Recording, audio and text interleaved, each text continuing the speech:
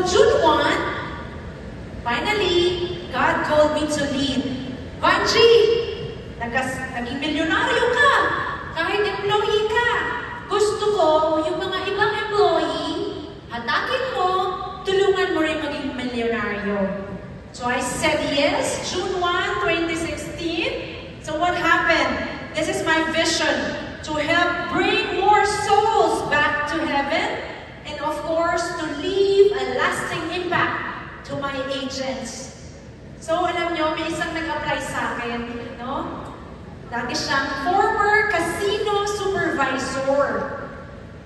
Miss Vanch, pwede ba mag-join sa team mo? Anong trabaho mo? Casino supervisor ko. Napatingin ako, teka, sugal. Tapos insurance. Eh, mali eh. Tama ba? So I told him, I can only accept you and mentor you if you will, magsabi sa katabi, resign! Pinagre-resign. Ito naman, resign. You know why? Integrity is so important in this business. And guess what?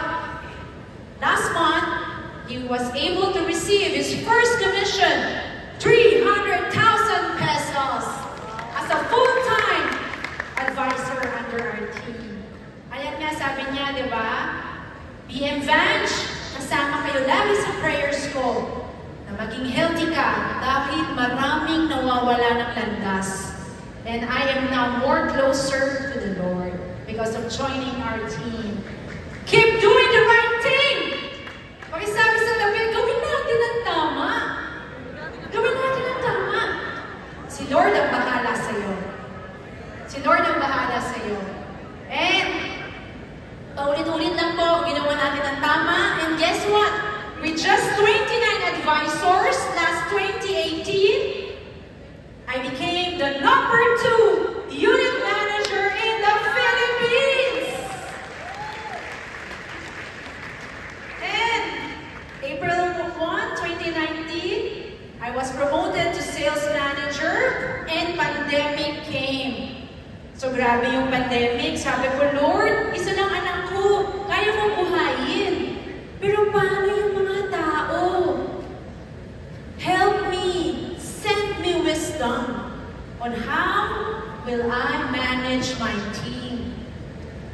Every Friday, I gather them, teaching, training, motivating, helping them not to lose hope. Gawin ng tama, paulit-ulit. Guess what? Are you ready for the miracle? Yes? I became the #1 sales manager during pandemic.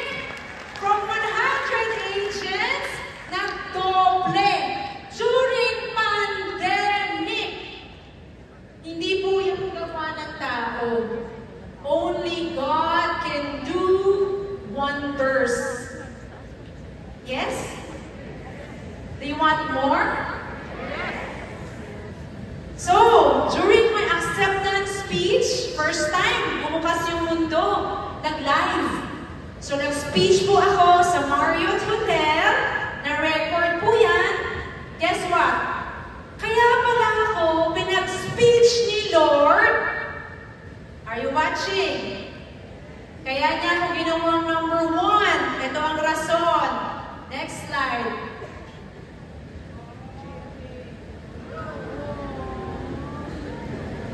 Childhood trauma. Kapag nagkahiwalay ang kanyang mga magulang, pati kaya'y nagbabatayan sila sa harap ng mga anak. Ang ating kwento ngayon ay tungkol sa isang babae na nawalay sa kanyang anak. Nakaranas ng napakasakit na pang-aapi mula sa kanyang madrasta. At hindi siya naipagtanggol ng kanyang anak. Mapapatawad pa kaya niya ang kanyang ina sa ginawa nitong pagtalikod sa kanya? Iyan ang nakatutukan sa ating isinagulang totoong kwento ng pinamagatang ang hiling sa Diyos, the Vanch Uikwaki story.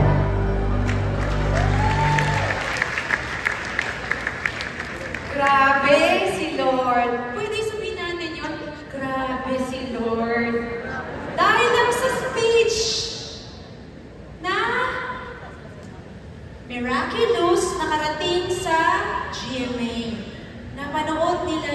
speech ko. At pinahanap ako para mailabas yung storya. At it is now giving hope to millions na nanonood po. Manonood po kayo? Sino yung gumanap? Hindi po ako. Siya po. Yung gown ko sa speech, pinagaya. Sino po siya? Nalito kayo, no? Rina Ramos! Ganda niya, no? Siya po ang gumanap. And another miracle! Pakisabi sa katabi, hindi pa tapos si Lord. Hindi pa. I received a random message from a respectable speaker and leader. His name is Brother John Escoto, best friend to ni Brother Bo Sanchez. Random, can you read? I have a question for your serious consideration. When are you writing your book? Sobrang serious ng chat. Kakatakot, no? Diba? You know what I felt when I read that first paragraph? Pakiramdam ko, it is the Lord speaking to me. Write a book, Vance. Hindi pa tayo tapos. So I obeyed. After 9 months, 9 months talaga, no? Talagang parang si Mama Mary, 9 months carrying Jesus. It was launched. August is my birthday. Regalo talaga ni Lord. August 2023, na-launch yung book. And guess what? Brother Bo messaged me. He was so moved and touched with the book. Are you ready for another miracle? Ready?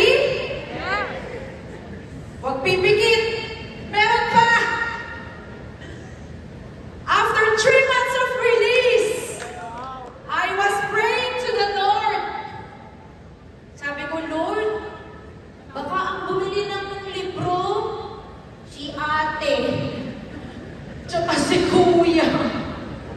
Napakaganda nung pinapagawa mo sa akin. Can you bring the book to someone na sikat? Lord, bring the book to someone influential. Guess what? After 3 months, I hope you're reading it. Hi, Miss Batch. Producer ako ni Tony Gonzaga. Can we interview you tomorrow? Nabasa namin yung libro mo.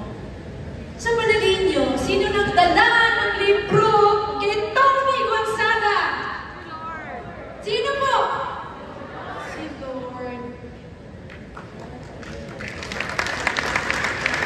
Kaya feeling mo wala kang benta? Dadalhin ni Lord ang pangalan mo sa malaking case.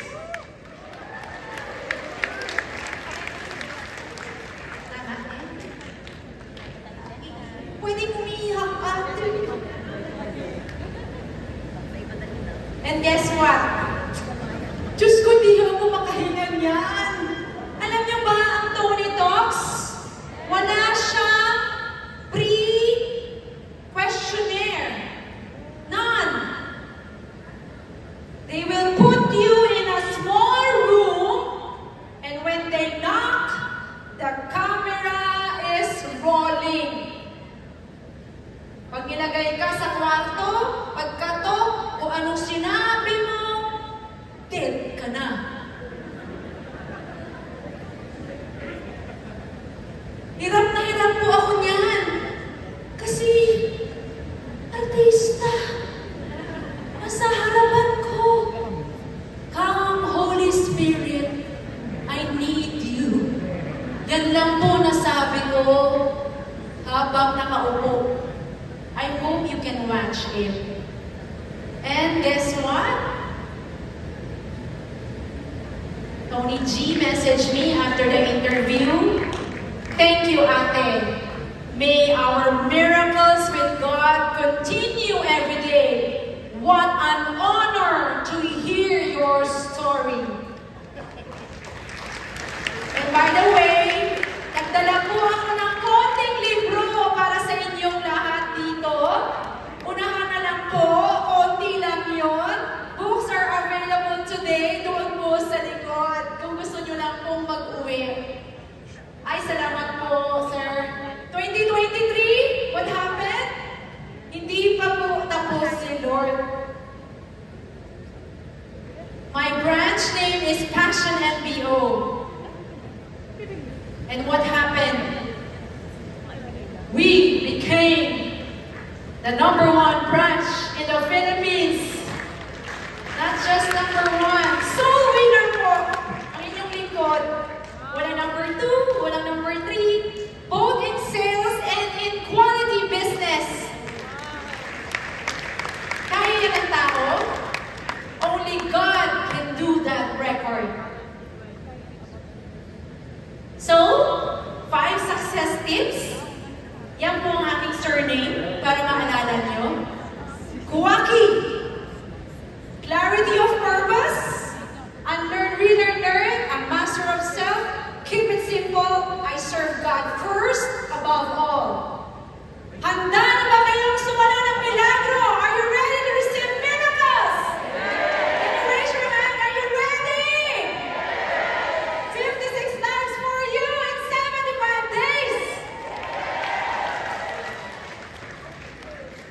Always remember, ang milagro ay dadaloy lang ng siksik, liglig, umaapaw. Umaapaw, basta tama ang puso. And I hope you can say this in your heart. Kahit silent na, Lord, I'm ready to receive. Can you tell the person beside you, I am ready to receive.